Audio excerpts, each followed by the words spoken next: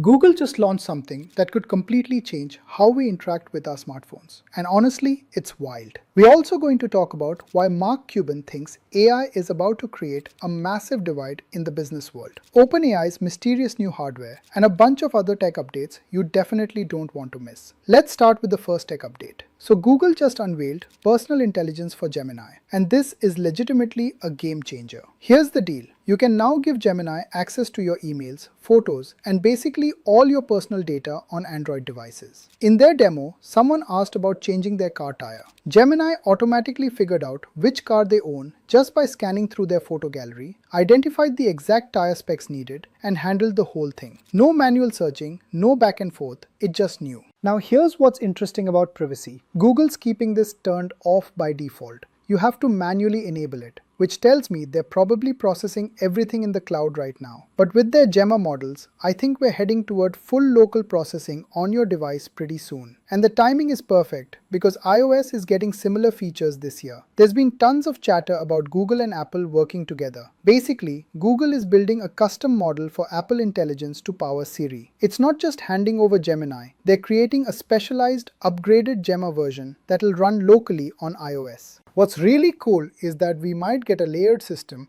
where you can choose your AI provider, ChatGPT, Gemini, maybe even Grok down the line. But the core processing happens on your phone. Reports suggest Apple might pay Google around $1 billion for this tech. So yeah, this Gemini update is showing us exactly where Android is headed in 2025. Shifting gears to video AI, Google just dropped an upgrade to Veo 3.1, and the improvements are pretty significant. We are seeing better consistency in textures, objects, and backgrounds. They claim that if you provide a reference image, the consistency will be even stronger. Alright, moving on to healthcare AI. Google released MedGemma 1.5, which is designed specifically for 3D medical scans. And this is part of their Gemma lineup, which are open weight models anyone can use freely. The original MedGemma was powerful, 27 billion parameters, but the new version scales down to 4 billion parameters while actually handling 2D and high-dimensional images better. There's also MedASR, a 100 million parameter speech-based model. What Google's doing here is pretty smart from a business standpoint. They're releasing these open source tools and developers build entire products around them. But here's the catch.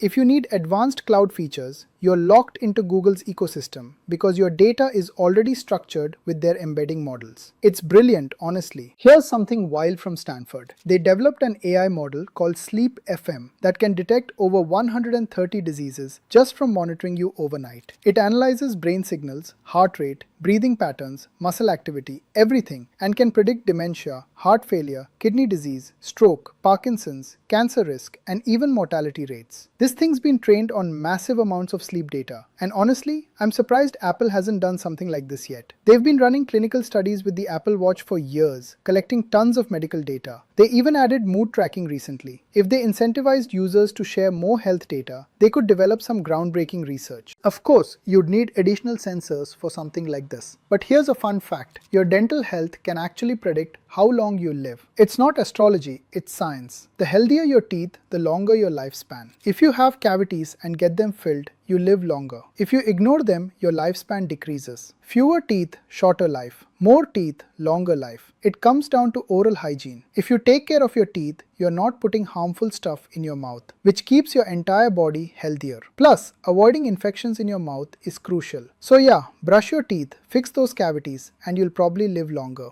Let's talk about what Mark Cuban said recently, because it's spot on. He believes AI is going to create a massive divide between businesses. The ones embracing AI right now are going to scale rapidly, while the ones ignoring it will fall way behind. And he's right.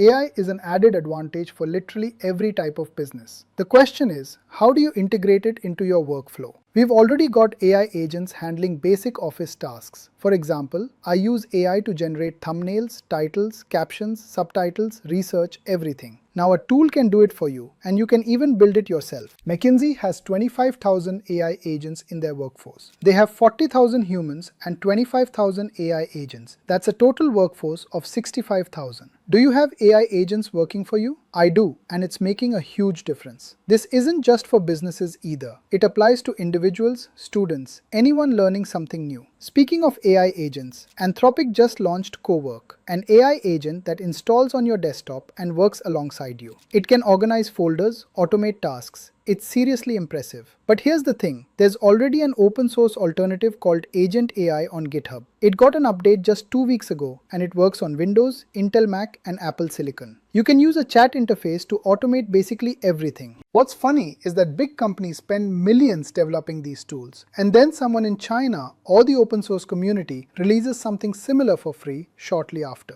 Anthropic's Cowork is more polished and probably runs better, but the free options are catching up fast. They might be a year behind, but I genuinely believe open source will eventually match everything. Now here's an interesting move. Microsoft is planning to spend $500 million annually on Anthropic's models. This is classic hedging. They've already invested heavily in OpenAI, but they're seeing that Anthropic excels in reasoning, logic, and coding. So they're diversifying. It's like how big investors put money in both Zomato and Swiggy. Both grow, you win twice. One fails, you still have the other. And if things get tricky, you can even merge them down the line. Smart play. OpenAI's hardware just got revealed, and it looks like they're making an AirPod-style device. It's ceramic, fits in your ear, and might launch in September. They're planning to sell 50 to 60 million units. Honestly, I think this is a better approach than the pen-style wearables they were considering. But AirPods have their own problems. Are these going to stay in your ear, or will they clip behind it? I'd love to see customizable options, gold, diamond, whatever you want, with built-in camera functionality and full voice interaction. I've cut back on using earphones a lot though. Ever since reports came out about ear damage, hearing loss, tinnitus, and even brain activity changes, I've been way more cautious. And this isn't just theory. I've seen it happen to people I know.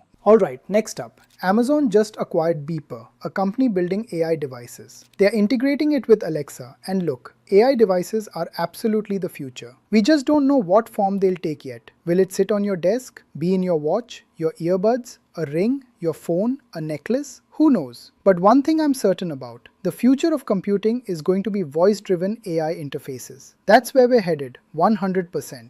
Midjourney just released Niji V7 and the improvements are solid. We're getting consistent facial features, realistic eye reflections, and overall better quality from their anime-focused model. If you're trying to create cartoon content, think Dragon Ball Z style animations, Niji can give you the base images. From there, you can use Veo or any other video model to bring it to life. Moving to Apple's infrastructure, they are developing a server chip called Baltra, which is going into mass production in the second half of 2026. This means Apple is serious about building out their data centers. The question is, will these data centers function like everyone else's, or will they run Apple's custom AI model that Google is building for them? Or maybe they're setting up cloud resources for rent, similar to personal computing infrastructure. We'll see. Apple's been transitioning into a services company. So if you're going big on services, you need data centers. It's that simple. News 12, Meta's ramping up production of their Ray-Ban glasses. They're planning to triple output and hit 30 million units by the end of the year.